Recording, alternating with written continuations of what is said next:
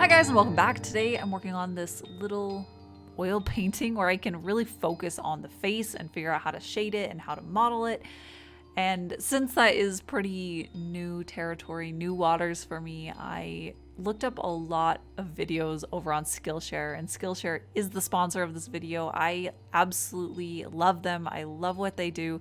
They are an online learning community and they have tons and tons, thousands actually, of video classes where you can learn things on all sorts of topics, specifically on creative art topics and business relating to art, which are my favorite things to go find and watch and get inspiration from. And Skillshare offers an annual membership that comes to about $10 a month. So that's actually a really great deal for how much you get. And I actually have a link down in my description that will allow you to head over there and get 2 months completely free to try it out and see if you like it. I definitely prefer being able to see how things work with my own workflow. So that's a great opportunity to go check that out and see how it fits with you. But again, there's a link right down in the description at the very top that can take you over to Skillshare to get that deal. But let's just jump right in. So like always, I love being able to pick out a specific class to really focus and learn from, which is one of my favorite things about art is learning. But I wanted this one to really focus down on something that I've been kind of struggling with, or at least realizing I haven't really figured out, and that's how to successfully shade the face, specifically in oil paintings. And I know I've talked about this in the past a bit, but with other mediums like watercolors, I've had a certain way of shading things. It's very cell shaded almost in a way.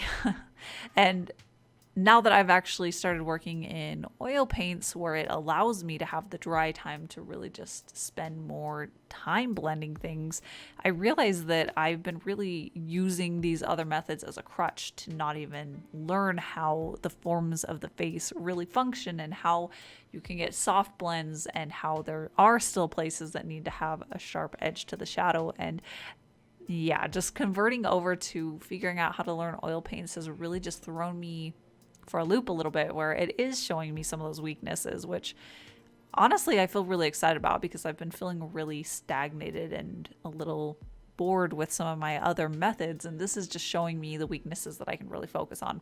But anyways, let's go ahead and talk about the actual topic about actually getting better at this.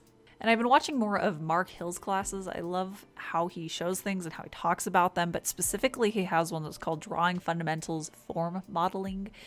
And this was such a helpful class to go through. He is working in graphite on his, but ultimately he breaks down shadows and lights in a way in this class that really just connects with me and with the way I kind of already think, but building up on it. So some of the things that I was learning from that is that I want to break down the shape into, or the face, I guess I should say, into the larger blocked and shadow shapes and the larger light shapes. And I know a lot of this stuff sounds really obvious or basic, but when it comes to learning something new, it can really just throw a lot of new things to figure out at you all at once. So it's really helpful to be able to just take stock of what you do first and second and how you build up on that. So yeah, since I've really started trying to figure out oils, I have felt very conflicted on how to even start working on it, whether I need to block in all of the color first and then start blending where it needs blended,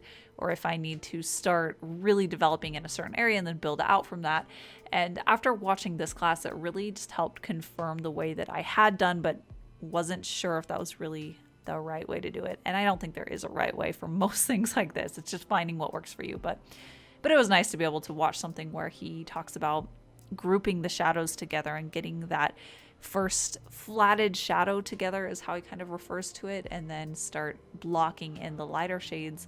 And that's how it really fit for me. I've tried in the past going in where I just put in all the shadows first and then all the lights first, but I just can't think quite that orderly. So it was a way where I could really just bring those two things together. So for this face, I basically just went in and I'm gonna say it, I definitely used photo reference. It is a lifesaver, and you're never gonna get as good as you can without using photo reference. So I had actually good reference this time of the way that the light was hitting the face.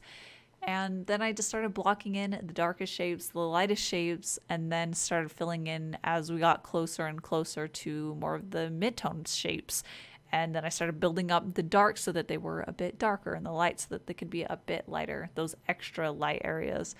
And I was starting to realize as I was really getting more and more of the face down and I was developing the shadows that and the lights, but she was looking really monochromatic, which is not a look I love in skin. I love being able to get a lot of different colors happening at the same time. That's something that's a lot more intuitive, at least for me, with watercolors. So I do that pretty frequently. But I realized this one I was just going with darks and lights that were following basically the same spectrum. And I realized that's partly due to a mistake or a problem that I ran into where I was trying to blend very different colors together and it just turned into mud basically. So I was realizing that I was just really completely avoiding it in this one, and it was really sterilizing this. So after I got most of the colors down and most of the values down, I actually go back in with more of a teal color and add that to the shadows on top of this magenta color, which at first my gut was telling me that like that's not going to blend. It's not really going to work right. But because it was a cooler turquoise color and the red was more of a purple red, it did start connecting a little bit, and then it just helped deepen the shadow. It added a little extra boost of color intensity to the shadow, and it just looked so much better. And I think these kind of things, these little things, are going to be the stuff that's really going to be exciting when I'm learning this new medium like oils, where I can figure out things that just elevate it and make it exciting to find a new application for it in another way.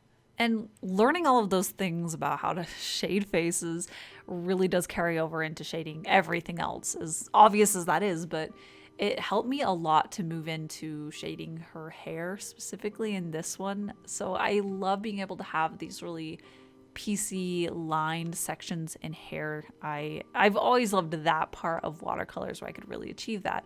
But at the same time, now that I'm working in a way with oils that really just wants to block things together and group them, it is allowing me actually to find more of a happy medium between shading things and letting them kind of group together and become one shape, and then breaking off into lighter areas or areas that can become a lot more piecey and lined, if that makes sense. I just think that this is really helping me understand a better way to go about displaying hair and rendering it so that I can get the things that I love in it, but not work in it in a way that makes it feel like a crutch or like it's not achieving the best result. So one of the problems that I've had early on with oil paintings when I'm painting the skin is that I get a little bit too excited about blending things out, and that is one of the problems, is that it can end up looking really muddy or way too soft and blended.